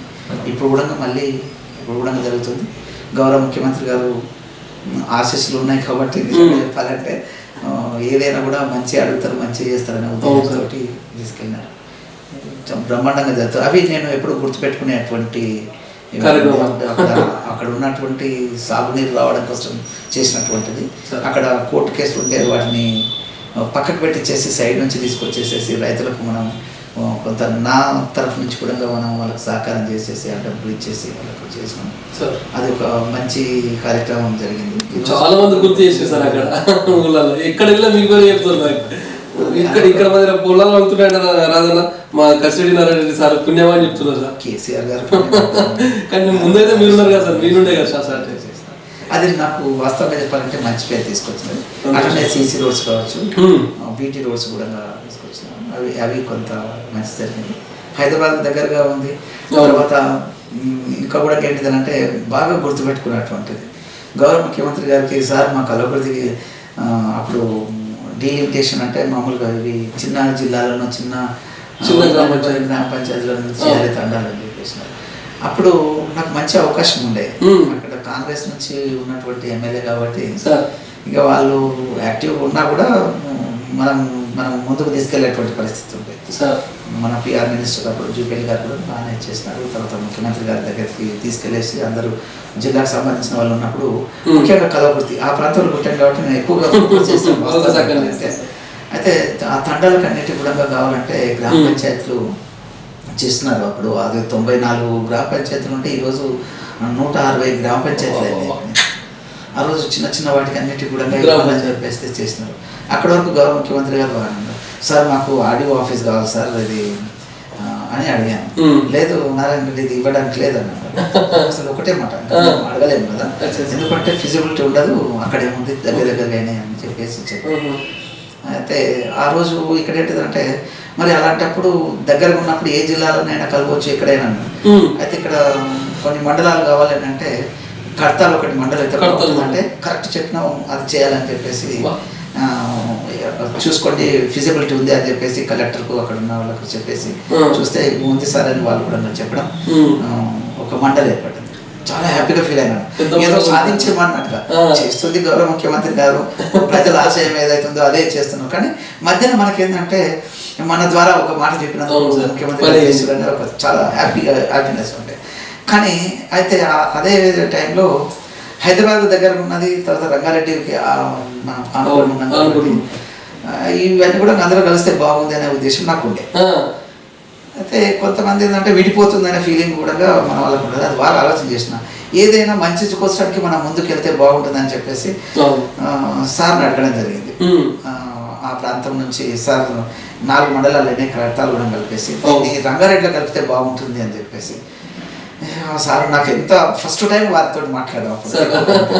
అయితే ఇది నిజంగా కూడా రంగారెడ్డిలో కలిపితే బాగుంటుంది, నాకు ఏరియా అంతా తెలుసు, దగ్గరగా అవుతుంది, కన్వీనియంట్గా కూడా ఉంటుంది, ప్రజలు దీనికి కంఫర్ట్ ఉంటుంది, ఎక్కడికైనా వెళ్ళాలంటే అంటే సరే చేయండి అంటే చాలా ధన్యవాదాలు అని చెప్పి. కానీ ఆర్డీఓ ఆఫీస్ చేయను అక్కడ లోకల్గా నాకు కూడా ఉండే, ఈ ప్రాంతంలో ఆర్డీఓ ఆఫీస్ కూడా ఉంటే బాగుంటుంది. అక్కడ లోకల్ కూడా అందరు కావాలని కలవకుర్తి వెల్దండ మండలికి సంబంధించి కావాలని అడుగుతుంది. అయితే ఆ టైంలో ఏం చేయాలో తెలియలేదు. కానీ ఈ టైంలో కూడా ఎల్లవేళ కేటీఆర్ గారికి రుణపడి ఉంటాము. ఎందుకంటే ఆ విషయంలో ఆర్డీఓ ఆఫీస్ రాకపోతే మమ్మల్ని అక్కడ తిరిగేటటువంటి పరిస్థితి లేదు, ప్రజలందరూ ఇబ్బంది పెడుతున్నారని అడిగితే వారు కొద్దిగా చొరవ తీసుకొని సీఎం గారితో మాట్లాడడం, తర్వాత అక్కడ కలెక్టర్ గారితో మాట్లాడడం, ఏ విధంగా అయితే అవుతుంది వాళ్ళ ఆశయం ప్రజలకు మంచి చేయాలని అనుకోవడానికి ముందుకెళ్ళాలని వారి రిక్వెస్ట్ చేయడం ద్వారా ఆర్డీఓ ఆఫీస్ కూడా వచ్చింది ప్రజల కోరుకున్నారు. అయితే చిన్న గ్రామ పంచాయతీలన్నీ మండలి కావాలనుకుంటే కొత్త మండలం చారకొండ మండలం, అది తర్వాత మాకు పక్కకు కలిసి చేసి తర్వాత ఆర్డీఓ ఆఫీస్ వచ్చింది. సో ఆ రోజు నేను ఎంత ఫీల్ అయినానంటే హ్యాపీగా ఉంది. ఎవరైతే మన జనాలు ఏదైతే కోరుకుంటుండ్రో, ప్రజలు ఏదైతే కోరుకుంటుండ్రో మంచి ఉద్దేశంతో అది మన ఈ గవర్నమెంట్ అన్నీ చేస్తుంది అనే దాంట్లో ఉన్నాను. Really I felt very happy. అంటే రాజకీయంలోకి వచ్చినందుకు, టీఆర్ఎస్ పార్టీలోకి వచ్చినందుకు ప్రజల సహకారం, అదేవిధంగా ప్రభుత్వ సహకారం నేను మధ్యన ఇది ఒక మంచి అనుభూతి, ఒక మంచి జరిగిందని చెప్పేసి నేను భావిస్తున్నాను. అందుకే మీరు అన్నట్టుగా వాళ్ళకి ఏదైతే కావాలనో, మనము ప్రజలకు ఏదైతే కావాలనో అది మంచిగా కోరుకుంటారు. చెడు ఎప్పుడు కోరుకుంటారు. చెడు కోరుకున్న వాళ్ళు ఇండివిజువల్కి వచ్చి నాకు ఈ పని చేసి పెడతావో ఆ పని చేసి పెడుతూ ఉంటారు. కానీ మనం ఏ గ్రామానికి వెళ్ళినా లేదు ఒక 4 కలిసేసి ఒక 10 మంది కలిసేసి ఈయన ఎమ్మెల్సీ, ఈయన ఎమ్మెల్యే, ఈయన ఎంపీ అని చెప్పేసి వాళ్ళ దగ్గరికి రావడంలో ఎవరైనా కూడా నేను చాలాసార్లు చూసిన వాళ్ళు చెడు అడగరు, చెడు మాట్లాడరు. ఇండివిజువల్కి వచ్చేసి ఎవరైనా మాట్లాడితే ఒక్కడిగా వస్తే నాకు ఇది అయింది అదైంది కాదు, మంచి జరిగితే ఏదైనా పొరపాటుగా ఉంటే ఏదైనా మనం హెల్ప్ చేయొచ్చు. కానీ మాస్గా వచ్చి అడుగుతున్నప్పుడు డెఫినెట్గా మంచి పనులు ఉంటాయి. కాబట్టి దానికోసం చేసిన అలాంటివి మన ప్రభుత్వం అనుకోవచ్చు, గౌరవ ముఖ్యమంత్రి గారు కేటీఆర్ గారు వీళ్ళు అసలు చెప్పాలంటే అట్లాంటివి ఏమన్నా కూడా ఇమీడియట్గా చేస్తారు. మున్సిపాలిటీ కలవకుర్తికి వస్తానికి నేను ఏమైంది ఏం చేశారో అని అడిగారు. మున్సిపాలిటీ కలవకుర్తి ఉంటే అక్కడ నేను అంతా తిరిగాను. ఎవరో సార్ దగ్గరికి వెళ్ళి కలిసినప్పుడు సార్ ఇంకా అభివృద్ధి కావాల్సి ఉన్నదంటే నువ్వు అసలు మొదలు కల్లకుర్తి ప్రాంతంలో వీధి తిరిగినామని అడిగినాను. నేను ఎప్పుడైనా కూడా నిజంగా కూడా చెప్పాలంటే అక్కడక్కడ ఏదో అవసరం ఉంటే ఎవరైనా ఇంటికి వెళ్తేనే ఉండే, కానీ ప్రత్యేకంగా దాన్ని చొరవ తీసుకొని పోయినటువంటి సందర్భం లేకుండే. కానీ వారు ఆ మాట చెప్పినందుకు నువ్వు తిరుగు, వాళ్ళ బాధలు ఏంటి తెలుస్తుంది, అక్కడ ఉన్న ప్రాబ్లం ఏంటి తెలుస్తుంది. అప్పుడు ఒక ఎస్టిమేషన్ తోటి వస్తే మనం హెల్ప్ చేయడానికి ఉంటుంది అన్నమాట. సో ఐ వెంట్ అక్కడ మున్సిపల్ కమిషనర్లు, తర్వాత అక్కడ ఉన్న లోకల్గా ఉన్నటువంటి కౌన్సిలర్స్ అందరిని తీసుకొని ఒక 3 days తిరిగిన. 3 days కంటిన్యూస్గా మార్నింగ్ టు ఈవినింగ్ వాళ్ళు ఉన్న సమస్యలు ఏమైనా కూర్చోవడం, అక్కడనే ఇక్కడ ఒక దగ్గర భోజనం చేయడం, మార్నింగ్ డేస్ ఎండలకు మంచిగా తిరిగినాం అక్కడ. అయితే ఆ టైంలో ఎక్కడెక్కడ ఏం కావాలి కోరికలు సరే ఇలా ఉంది అని అంటే ఒక 30 కోట్ల రూపాయలు ఖర్చు అవుతుంది సార్, ఇవన్నీ కావాలంటే మన ఇంజనీర్స్ తర్వాత డిపార్ట్మెంట్ వాళ్ళు చెప్తున్న దాని ప్రకారం అంటే నారాయణ రెడ్డి ఇది ఒక 15 కోట్లు మొదలు చేసేద్దాం, ఎస్ చాలా మున్సిపాలిటీస్ నుంచి ఇట్లా డిమాండ్ ఉంది అని చెప్పేసి అప్పుడు ఒక 15 కోట్ల రూపాయలు శాంక్షన్ చేయించారు. అవి తీసుకెళ్ళినారు, మంచి పార్క్స్ అయినాయి, రోడ్స్ అయినాయి, అసలు ఇప్పుడైతే చాలా బ్రహ్మాండంగా అయిపోయింది. బస్ స్టాండ్స్ కానీ పార్కులు అన్ని చాలా బాగున్నాయి సార్, రోడ్లు కూడా చాలా మంచిగా. ఇంకా చేసుకోవాల్సిన అవసరం ఉంటుంది అక్కడ, స్టేడియంస్ కానీ అవి కానీ ఒక ఇన్స్టిట్యూషన్స్ కానీ ఇవి అంటే ఇలాంటివి జరుగుతున్నప్పుడు ఏంటంటే మనకు ఒక తృప్తి ఉంటుంది. ఇద్దరికి వచ్చినందుకు నేనేం చిన్నప్పటి నుంచి రాజకీయంలో ఎదిగిన తర్వాత మనం ఒక పని చేయాలని దాంట్లో వచ్చినాం. ముఖ్యమంత్రి గారు తీసుకున్నటువంటిది వాస్తవంగా చెప్తుంటుంటాం, ఎప్పుడు కూడా మేము మాట్లాడుతూ ఉంటాం. 70 సంవత్సరాలలో చేయింది ఈ 4-5 సంవత్సరాలలో చేశారు.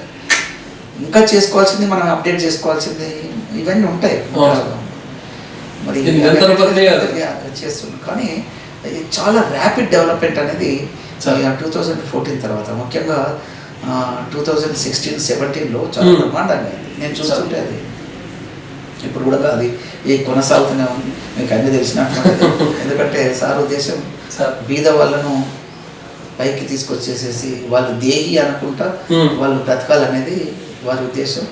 మేము కూడా అదే కోరుకుంటాం. కాబట్టి సారు మంచి సంక్షేమ పథకాలు తీసుకొచ్చిన రవిగా నేను చెప్పి గదే అనుకుంటా సార్. నేను మరి గదే ముచ్చట అడుగుదాం అనుకుంటున్నా. ఈ సంక్షేమ పథకాలు పెట్టి మన పెద్ద మంచి కేసీఆర్ సార్ జర వాటి గురించి కూడా నాకు ముచ్చట చెప్తా సార్. మామూలుగా ఎందుకంటున్నంటే ఆ రోజు 200 రూపాయలు పెన్షన్ వచ్చేది. ఏం మాట్లాడుతున్న వాళ్ళంటే నేను 2014లో ఎలక్షన్లో ఇండిపెండెంట్గా వెళ్ళినప్పుడు చూస్తుంటే 200 రూపాయలు వస్తుంటే దమ్ముగోళీలకు కూడా సరిపోదు, ఇది ఈ ముసలిలకు అని చెప్పినటువంటి సందర్భం. గౌరవ ముఖ్యమంత్రి గారు ఇమీడియట్గా ఆ 200 ఈరోజు 2000 చేసినారు. తర్వాత దివ్యాంగులకు 3000 రూపాయలు చేసినారు. ఇది బ్రహ్మాండమైనటువంటి పథకం. అందరినీ కూడా అదేవిధంగా ఈ పెన్షన్స్ కూడా ఇవ్వడం ఇలాంటిది. అదొకటి పోతే రీసెంట్గా తీసుకున్నా చెప్తాను, ఈ దళిత బంధు ఎవరండి, ఎక్కడ ఏ రాష్ట్రంలో ఉంటుంది, ఎక్కడ ఏ కమ్యూనిటీలో ఉంటుంది, ఎక్కడ చేయనటువంటిది, భారతదేశంలో ఎక్కడ చేయలేనటువంటిది బ్రహ్మాండమైనటువంటి దళిత బంధును తీసుకురావడం జరిగింది. నేను ఇది నిజంగా మొదలు ఇదేంటి ఏం చేస్తున్నాను అని అనుకున్నాను.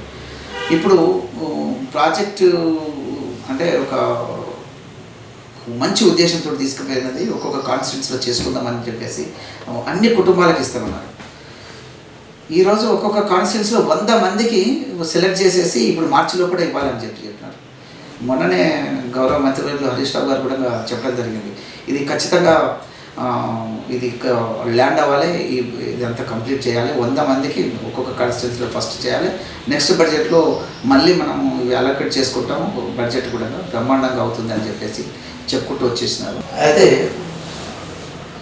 ఈ విషయంలో ఒకటి చెప్తాను, ఎవరైతే కొంత బీద పరిస్థితి ఉందో, ఎవరైతే అనగదొక్కబడినటువంటి పరిస్థితులు ఉన్నారో చాలా తరాల నుంచి, వాళ్ళందరినీ ఒక పైకి తీసుకురావాలి, వాళ్ళు దేయి అనుకుంటా ఉండాలి అని గవర్నమెంట్ ద్వారా సబ్సిడీ కాదని మొత్తం కూడా 10 లక్షల రూపాయలు వాళ్ళు ఖర్చు పెట్టుకునే విధంగా వాళ్ళు ఎదగాలనే ఉద్దేశంతో ఎవరికి మళ్ళీ ఇంట్రెస్ట్ కట్టడం కానీ లేకపోతే ఈ ప్రిన్సిపల్ అమౌంట్ కట్టేటువంటిది లేకుండా మీకు ఇష్టం ఉన్నటువంటి బిజినెస్లో చేసుకోండి అని చెప్పేసి చెప్పేటువంటిది వాళ్ళ మంచి కోసడానికి ఎంత తాపత్రయపడుతుంది గౌరవ ముఖ్యమంత్రి గారి ఇక్కడ నిదర్శనం అని చెప్పవచ్చు. అదేవిధంగా వ్యవసాయం మీద కూడా మంచి మక్కువ స్వయాన ఆయన ముఖ్యమంత్రి గారు ఒక ఫార్మర్ లాగా ఉంటారు. అదేవిధంగా వ్యవసాయ శాఖ మంత్రి నరేంద్ర రెడ్డి గారు కూడా మేము వారి తోట కానీ వ్యవసాయాన్ని కూడా చూసినాం. వాళ్ళు చాలా మంచి వ్యవసాయదారుడు అని చెప్పాలి. అయితే వీళ్ళకి ఏముంటుందంటే ఆల్వేస్ వ్యవసాయదారుడు ఏ విధమైన బాధలు పడ్డారో అవన్నీ బాధలను మన ప్రభుత్వం ద్వారా తీర్చాలనేది వాళ్ళ ఉద్దేశం. ఈరోజు పెట్టుబడి కింద రైతు బంధు ఇవ్వడం అది చాలా గొప్ప విషయం అండి. ఈరోజు ఎకరాకు 10,000 రూపాయలు సంవత్సరానికి 2 పంటలకు కానీ ఇస్తుంటుంటే వాళ్ళు పెట్టుబడి లేకుండా నిజంగా ఎక్కడైనా మామూలుగా ఊళ్ళో లేకుంటే సావుకారు దగ్గరికి వెళ్ళి లేకపోతే ఒక పటేల్ దగ్గరికి వెళ్ళేసి లేకపోతే ఒక బ్యాంక్ దగ్గరికి వెళ్ళేసి లోన్ తీసుకొని దాన్ని కట్టలేక ఉన్నదే ఇంట్రెస్ట్లకు దానికి ఆ పట్టినంత కూడా పెట్టుకొని అప్పులు వేసి ఎంతోమంది ఎన్నో కుటుంబాలు చనిపోయినటువంటి పరిస్థితి. కానీ రైతు బంధు వచ్చిన తర్వాత ఈ పెట్టుబడి ద్వారా నిజంగా రైతులకు మంచి జరుగుతుంది. నీళ్ళు ఇస్తున్నారు, ఉచిత కరెంట్ ఇస్తున్నారు, 24 hours రైతులకు ఉచిత కరెంటుతో పాటు మరి పెట్టుబడి కింద ఇవ్వడం నుంచి రైతులు ఈరోజు సంతోషంగా ఉన్నారు. పోటీపడి పంజాబ్ రాష్ట్రంలో వరి ఎంత వస్తుందో ప్యాడీ అదేవిధంగా ఇక్కడ కూడా వస్తుంది. ఒక దేశాన్ని ఆదుకునే విధంగా దేశానికి సరిపోను ప్యాడీ పండించేటువంటి పరిస్థితికి అసలు బీద పరిస్థితి నుండి వలసలు పోయేటువంటి ఈ రాష్ట్రంలో ఈ జిల్లాల నుంచి అంత ప్యాడీ వస్తుందంటే నిజంగా మరి ముందు చూపు గౌరవ ముఖ్యమంత్రి గారు చేసినటువంటి సంక్షేమము ఈ రైతుల పట్ల ఉన్నటువంటి ఆదరణ వాళ్ళు బాగుంటేనే మన రాష్ట్రాలు బాగుంటాయని చెప్పేసి ఏదైతే ఆలోచన చేసిందో ఇది బృహత్తరమైనటువంటి పథకం. ప్రపంచంలో నాకు తెలిసి అయితే మన దేశం అంటే కాదు ఎక్కడ కూడా లేదని చెప్పేసి నేను అనుకుంటున్నాను. ఈ దళిత బంధు కావచ్చు, ఈ రైతు బంధు కావచ్చు, ఇవి చాలా బ్రహ్మాండమైనటువంటి సంక్షేమ పథకాలు. దీని ద్వారా ఈ మనీ రొటేట్ అవుతుంది, సర్క్యులేట్ అవుతుంది. తర్వాత అదేవిధంగా రాష్ట్రంలో అన్ని విధాలుగా అభివృద్ధి చెందడానికి కూడా అవకాశం వస్తుంది. రైతు దగ్గర డబ్బులు ఉంటాయి, ఏది కొనుక్కోవాలనుకున్నా కూడా వెళ్తాడు, పోతాడు, ఇది కొనుక్కుంటాడు, అంటే సర్క్యులేట్ అవుతుంది, అందరికీ పని కలుగుతుంది. దీని ద్వారా అందరూ ఆనందంగా ఉంటుండ్రు, అందరూ ఎదగడానికి కూడా అవకాశం వస్తుంది. రోగము పెద్ద రోగము 2-3 ఏళ్ళ నుండి మన దేశంతో పాటు రాష్ట్రాలని దేశాలని ప్రపంచాన్ని గుర్తిస్తున్నది ఈ కరోనా రోగం అని. ఇది దొరుకుతుంది అసలు మస్తు ఎగ్జామ్ కంటికి అనిపిస్తలేదు. సూదులాంటి సూదు మళ్ళీ కొత్త రోగం వస్తుంది. ఇప్పుడు ఈ రోగంలో చేసే కార్యక్రమాలు బాగున్నాయి, చేసే సేవా కార్యక్రమాలు చెప్తావు సార్? ఒకటి ఈ మనకు ఈ కరోనా సార్ రావడము ప్రపంచవ్యాప్తంగా మన రాష్ట్రంలో ప్రతి విలేజ్లో కూడా ఇది వచ్చేసింది. అవును సార్. వాస్తవానికి ఒక విషయం ఇది బాగా గుర్తుపెట్టుకోవాలి. ఈరోజు అదే చూస్తున్నాం సార్. గౌరవ ముఖ్యమంత్రి గారు అసెంబ్లీలో ఒక మాట మాట్లాడారు. దీని నుంచి బాధలు ఉన్నాయి, ఇది పాండమిక్ సిచ్యువేషన్.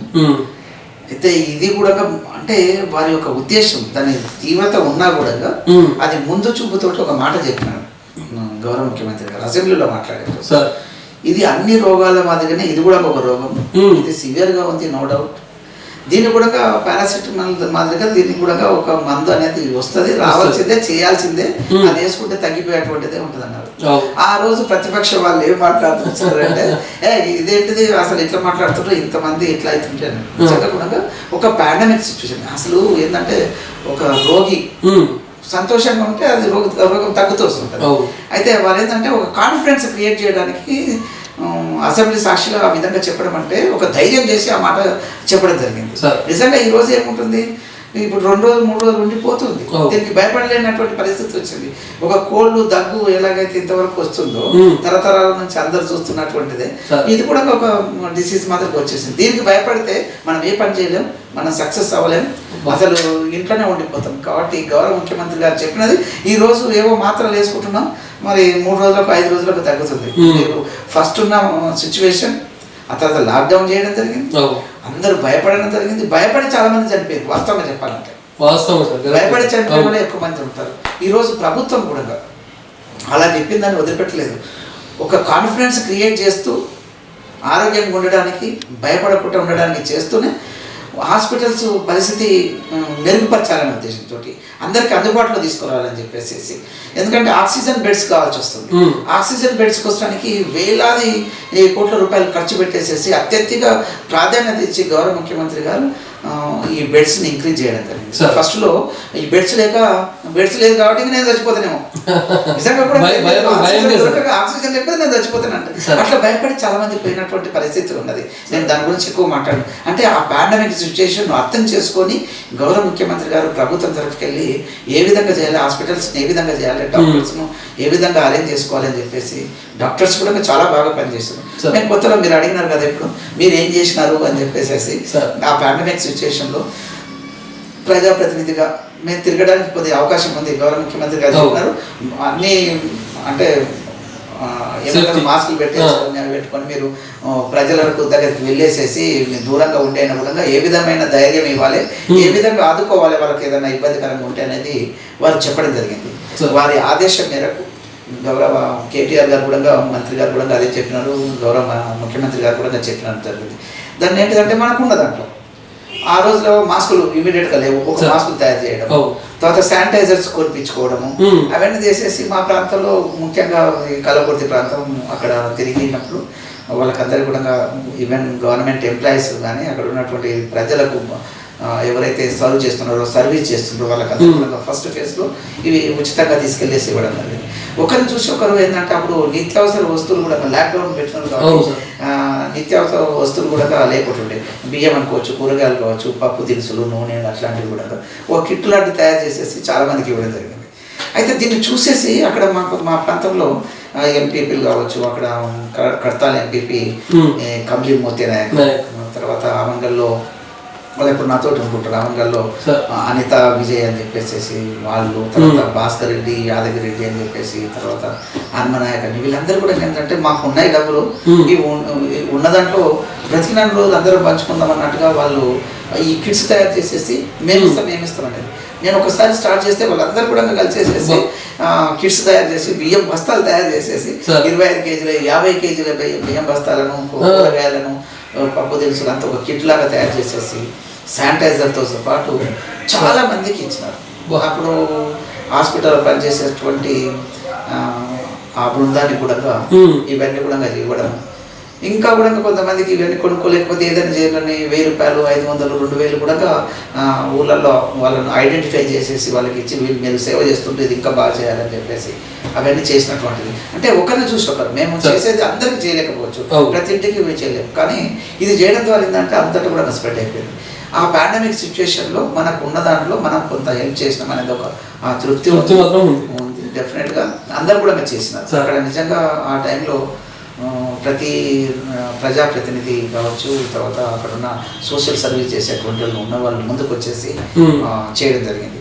కానీ ఒక్క విషయం మాత్రం ఇది ఆ పాండమిక్ సిచ్యువేషన్ క్రాస్ చేయడానికి చేసుకుంటాను. కానీ గౌరవ ముఖ్యమంత్రి గారు నాకు ఎప్పుడు ఆలోచన చేస్తుంటాను, ఏంది అలా మాట్లాడేశారు, ఎంత ప్రపంచవ్యాప్తంగా ఇది కరోనా గురించి ఇలా మాట్లాడుతుంటే ఇలా మాట్లాడిండ్రు అనుకున్నాను. ఈ రోజు ఎంత ముందు, ఎంత మేధావి, ఎంత అవగాహనతోటి స్టడీ చేసిన తర్వాతనే వారు మాట్లాడతారనేది దీనికి నిదర్శనం అని చెప్తారు. చాలా చిన్న ఇష్యూగా వచ్చింది, కానీ ఎవరు చెప్పలేనటువంటిది ఆ రోజు మొట్టమొదటిసారిగా నేను కూడా ప్రపంచంలో మొట్టమొదటిసారిగా ఆ మాట మాట్లాడాను. ఈ రోజు భయం ఎక్కువ లేదు, అన్నీ వస్తున్నాయి, ఈ కొత్త కొత్త వేరియంట్స్ వస్తున్నాయి, బాధలు పెడుతున్నది, కానీ దీన్ని అన్నిటికీ అలవాటు పడుతూ మనం ఏ విధంగా వీటిని తప్పించుకోవాలి, ఏ విధంగా ముందుకెళ్ళాలి అనేది మన ప్రభుత్వాలు చెప్తున్నారు. దానికి ప్రికాషన్స్ తీసుకుంటున్నారు, తర్వాత ఇన్ఫ్రాస్ట్రక్చర్ ఆ విధంగా డెవలప్ చేస్తున్నారు, హాస్పిటల్స్ను, డాక్టర్స్ను ఆ విధంగా ప్రిపేర్ చేసుకుంటూ వెళ్తున్నాం. కానీ ముఖ్యమంత్రి గారు ఆ మాట అనడం ఈ రోజు అదే జరుగుతుంది.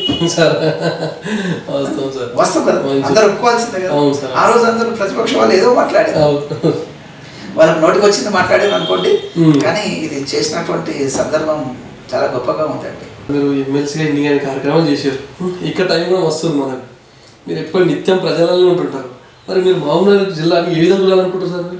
ఆనందం ఏంటిదంటే ఇంకా 6 సంవత్సరాలు గౌరవ ముఖ్యమంత్రి నాకు ఒక అవకాశం ఇచ్చేసారు ఎమ్మెల్సీగా. అవును సార్. ఇప్పుడు నిన్నటి రోజే మనం ప్రమాణ స్వీకారం చేసినాం sir. Really I'm very happy, కృతజ్ఞత. ఎందుకంటే మా ఓటర్స్, జెడ్పీటీసీలు, ఎంపీటీసీలు, కౌన్సిలర్స్కి అందరికీ ఈ సందర్భంగా మీ ద్వారా నేను వారికి కృతజ్ఞతలు చెప్తున్నాను. అంతకంటే ముఖ్యంగా నాకు రెండవసారి ఇచ్చినటువంటి గౌరవ ముఖ్యమంత్రి కేసీఆర్ గారికి, అదేవిధంగా కేటీఆర్ గారికి, మా మంత్రులు నిరంజన్ రెడ్డి గారికి, శ్రీనివాస్ గౌడ్ గారికి కృతజ్ఞతలు తెలియజేసుకుంటున్నాను. అయితే మీరు ఒక విషయం, మంచి విషయం చెప్పినారు. మీరు ప్రజాప్రతినిధిగా అదేవిధంగా ఇంకేం చేయాలనుకుంటున్నారు కలవకుర్తికి అనేది, ఏం చేసినా కలవకుర్తికి కానీ మన ఉమ్మడి మహబూబ్నగర్ జిల్లాకు గౌరవ ముఖ్యమంత్రి గారు రాష్ట్ర వ్యాప్తంగా ఏవైతే కార్యక్రమాలు చేస్తున్నారో ఇక్కడ కూడా వస్తున్నాయి. కానీ మేము పుట్టిన గడ్డకు మంచిగా ఉండాలని చెప్పేసి మేము కోరుకుంటుంటాం, అది వాస్తవం. మా కోరికల్లో ఏంటిదనంటే ప్రతి రైతు ఆనందంగా ఉండాలి. ఇప్పటికే 95% ఆనందంగా ఉన్నారు వాస్తవం, ఎందుకంటే అన్ని విధాలుగా ప్రభుత్వం ఆదుకుంటుంది. ఇంకా రాబోయే రోజులలో ఏంటిదంటే మాకు పాలమూరు రంగారెడ్డి ఎత్తిపోతల పథకం ఇంకా కంప్లీట్ అవ్వలేదు. అది ఇంకా సంవత్సరంన్నరలో కంప్లీట్ అవుతుంది. గౌరవ ముఖ్యమంత్రి గారు ప్రతి ఎకరాకు నీళ్ళు ఇస్తామని చెప్పేసి ఏ విధంగా ఇది చెప్పినారో దాన్ని అనుసంధానంతో ఇప్పుడు ఏంటిదంటే పాలమూరు రంగారెడ్డి శీఘ్రగతిన పనులు అవుతున్నాయి. అది కంప్లీట్ అవుతే మా ప్రాంతంలో ఆల్మోస్ట్ ఆల్ ప్రతి ఇంచు కూడా నీళ్ళు రావడానికి అవకాశం ఉంటుంది. అవి వచ్చిన రోజు మేమందరం కూడా ధన్యులం. గౌరవ ముఖ్యమంత్రి గారు మరి వేలాది కోట్ల రూపాయలు ఖర్చు పెట్టేసి చేసినటువంటి బృహత్తరమైనటువంటి ఈ ప్రాజెక్టును కాళేశ్వరం మాదిరిగా ఇది కూడా చరిత్రలో నేర్చిపోయేది, తరతరాలకు ఉపయోగపడేటువంటిది, మరి రైతులకు మేలు జరిగేటువంటిది. ఈ ప్రాంత డెవలప్మెంట్ కోసడానికి అది కావాలి, అది అవుతుంది. అదేవిధంగా రోడ్స్ కనెక్టివిటీ కూడా ఎక్కడెక్కడైతే ఇంకా కొన్ని మిగిలిపోయినాయి, ఇప్పటికే మన ప్రభుత్వం వచ్చిన తర్వాత చాలా చేసినారు. అవి కూడా అనుసంధానం చేసుకునే విధంగా ఏ విధంగా అంటే గౌరవ ముఖ్యమంత్రి గారు ఎప్పుడు చెప్తున్నటువంటి విషయం, ఒక విలేజ్ నుంచి మండల్కు, అదేవిధంగా మండల్ నుంచి కాన్స్టిట్యున్సీ హెడ్ క్వార్టర్ వరకు ఇప్పుడు డబుల్ లేన్స్, తర్వాత ఈ బీటీ రోడ్స్ ఉండాలని చెప్పినారు. అవి దానికి అనుగుణంగా ఇప్పటికి కొన్ని జరిగినాయి, ఇంకా కొన్ని ఉన్నాయి. అవి కూడా ఈ 6 సంవత్సరాల లోపల గౌరవ ముఖ్యమంత్రి గారి ఆశీస్సులతోటి ఇవి డెఫినెట్గా కంప్లీట్ చేస్తామని చెప్పేసి నేను భావిస్తున్నాను.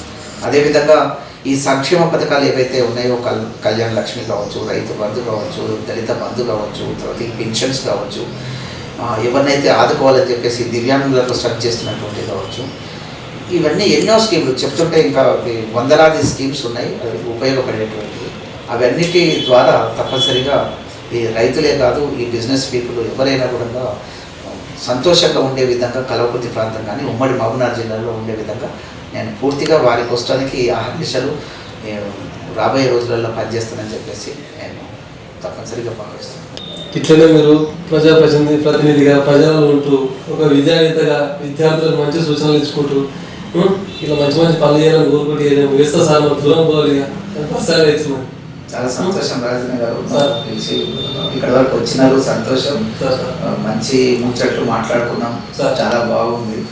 మళ్ళీ కలుస్తాం. మంచి కోసడానికి, మన ప్రజల కోసడానికి, మన రాష్ట్ర అభివృద్ధి కోసడానికి గౌరవ ముఖ్యమంత్రి గారి ఆధ్వర్యంలో మంచి పనులు చేయాలని చెప్పి కోరుకుంటున్నాను. మీరు కూడా ఆరోగ్యంగా మంచిగా ఉండాలని చెప్పేసి శుభాకాంక్షలు కోరుకుంటున్నాను. సంతోషం.